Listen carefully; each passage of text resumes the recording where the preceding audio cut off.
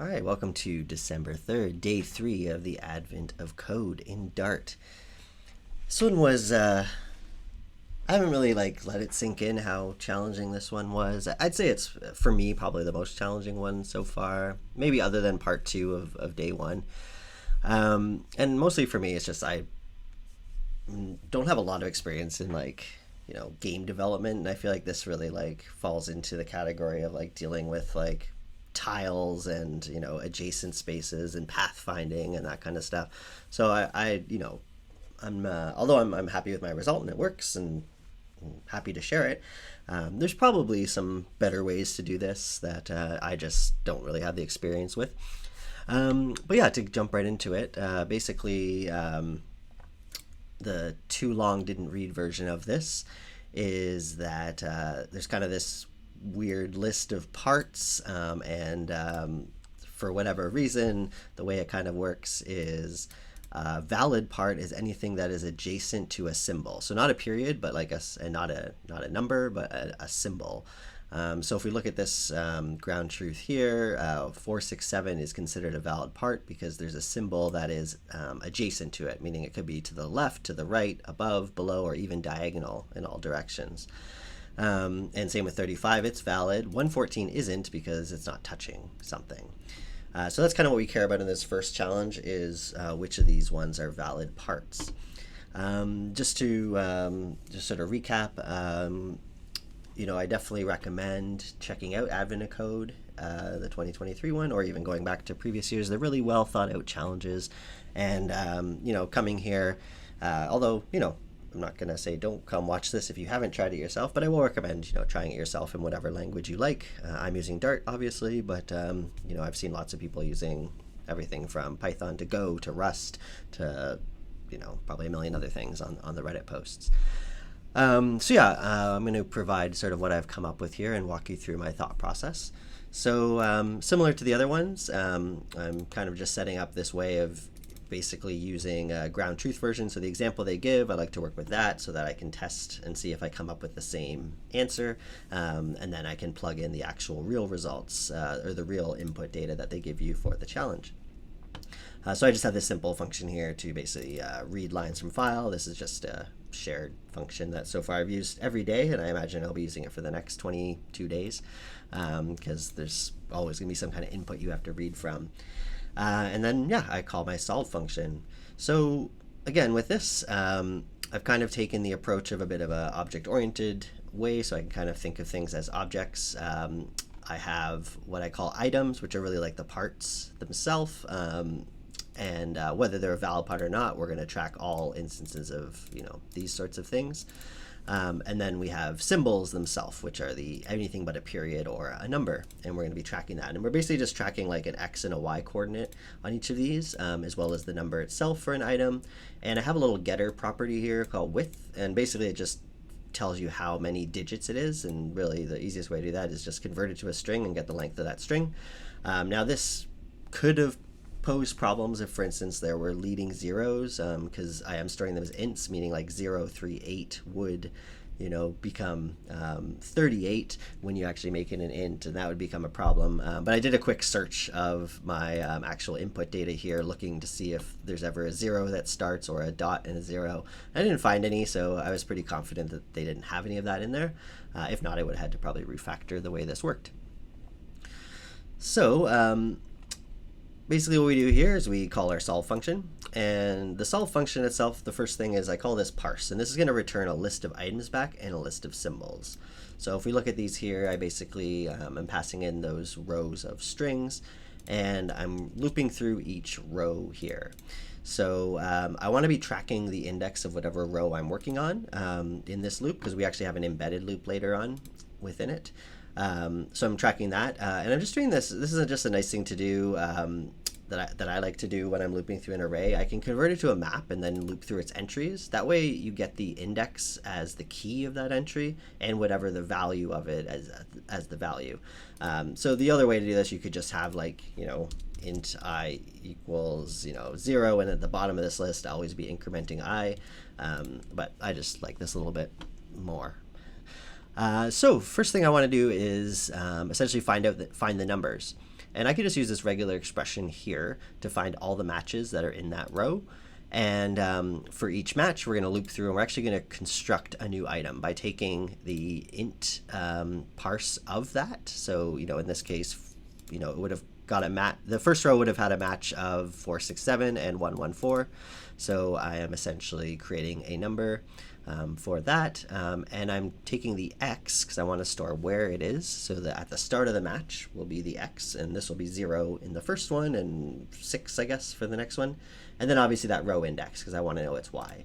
So I essentially have a list of, I'm just kind of building up this list of guys that I'm going to work with later.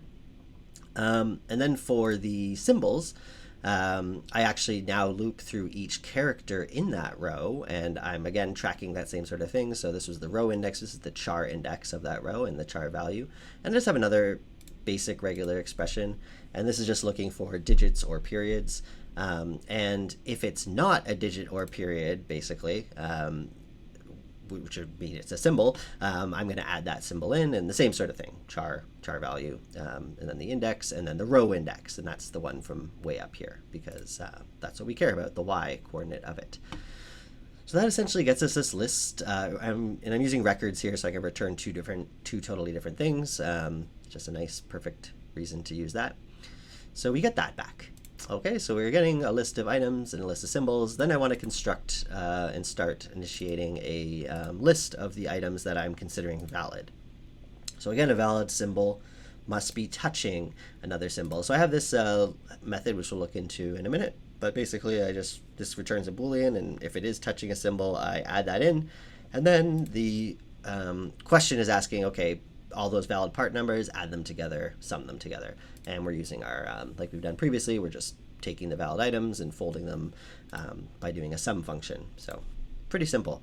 Now, yeah, probably the most complicated part of this, the parsing is up there, but the has adjacent symbol, at least for me, is pretty complicated. And again, I will reiterate that there's probably a better way to do this, because, I'm sure game devs and stuff out there are like, why are you doing it that way? Like, there's this way easier function that, some guy who, like John Carmack or something, came up with that just does this in a single line. But yeah, that's not really my world, and this is, a little outside of my normal working experience. So I just kind of came up with a way that I think it's fine. So kind of, I put some comments here so we know what we're doing, but first so basically what we're doing is, we're going to be passing in an item as well as just our list of symbols every time. So this function on its own can always have a reference to the symbols, but it's only dealing with one item because, again, over here we're actually looping through all the items and calling it. So what we do is we just want to check, hey, is there a symbol? So I'm just doing an index where on and passing in the symbols.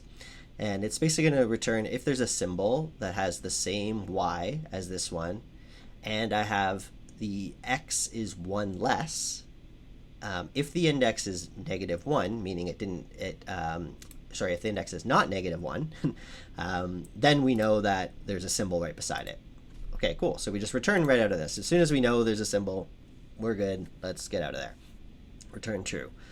Checking the right's essentially the same. The main difference is we actually want to be checking, okay, if the S, we want to be checking if the item is to the right of it, and we also want to be accounting for that item width. And that's the, a 3-digit number versus a 2-digit number. So we're checking to see if that is there. Cool. Above and below was a little more complicated. Essentially what I decided to do is I made a loop starting one row above, and then, sorry, not one row above. I'm starting the loop to the left. So if we look at like this one, 633, say we're dealing with this value, I'm essentially going one to the left to start looking there. And I want to keep looking one to the right.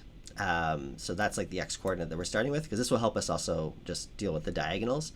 But we're actually we're doing 2 checks, one for the row above and one for the row below. And essentially it's just because it's looping through this, it may eventually find something. If it does, we return true. If not, so that's just the above, that's the below, pretty basic. And there, so we get that, and I was able to run this, no problem. And I get this number back, which according to the answer here, 4361, lines up, and I just plugged in my actual real data and paste it in, and it ended up working. So it wasn't too bad. Again, not this part I got a little bit, you know, I think checking left and checking right was pretty simple. This took a little more thinking, just because, especially to deal with the diagonals. But I realized, oh, we're just, as long as we're adding, you know, 1 and subtracting 1 on these things here, we're good. So that's kind of that, and that one was fine, and all is good. Part 2 introduced a little bit of a thing, and in fact, like, made me, you know, sort of do things in a different way, because we're actually looking for something different now. So we're using the same information, and we actually use the same ground truth, which was nice.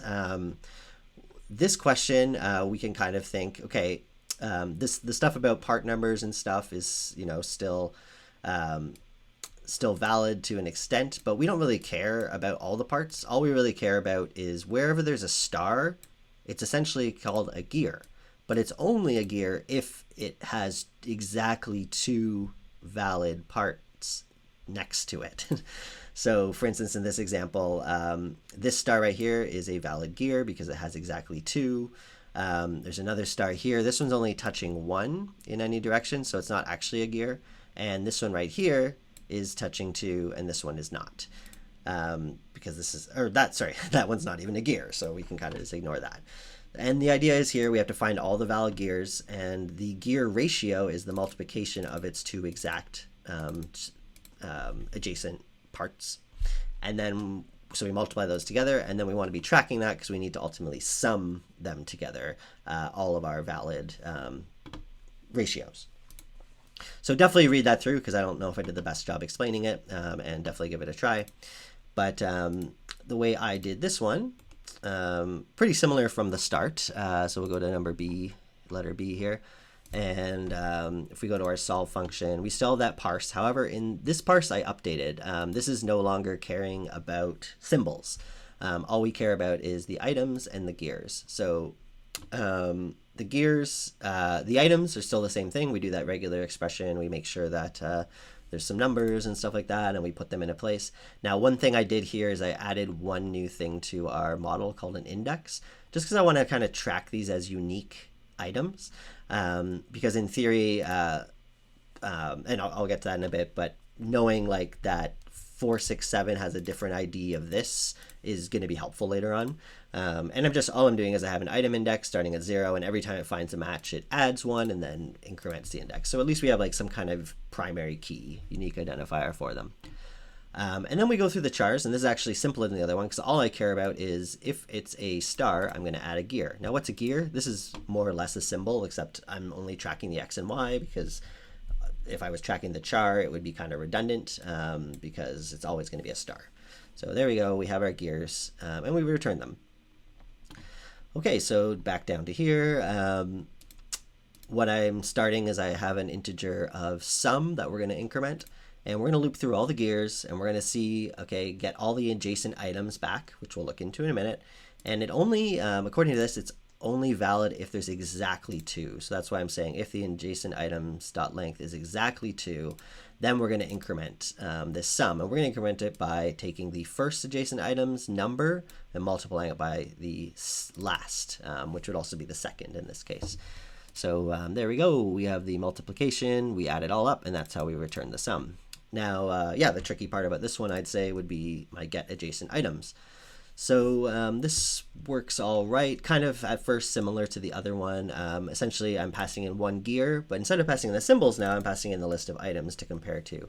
So what I'm doing here, a little bit different. I'm basically getting the left index of, I'm doing an index where, so I'm checking where an item.x plus its width is equal to the gear's x, and the item.y is equal to the gear y. That will tell me that there's something to the left of it, assuming this index is greater or equal to 0, because it would be -1 if it didn't find anything. And if so, we add that item in. All good. Checking the right is basically the same thing. We're just going +1 here, kind of thing. And then the above and below, yeah, is not too different, but we're essentially starting with the gear. We're going 1 over on the x like we did before to help with diagonals, and going plus. And we're doing an above index by checking if we want to take whatever the item's x is greater than this x that we're looping through right now, minus its width. And so it needs to be greater than that, but it needs to be less than or equal to the x that we're on right now in order to check that.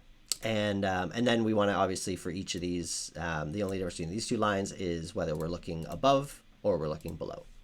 So that gets us either an above index, it gives us an above index and below index. And what we do is if the above index was found, meaning it's above -1, I just cast that item right here to here. So it's just the items in that at that index.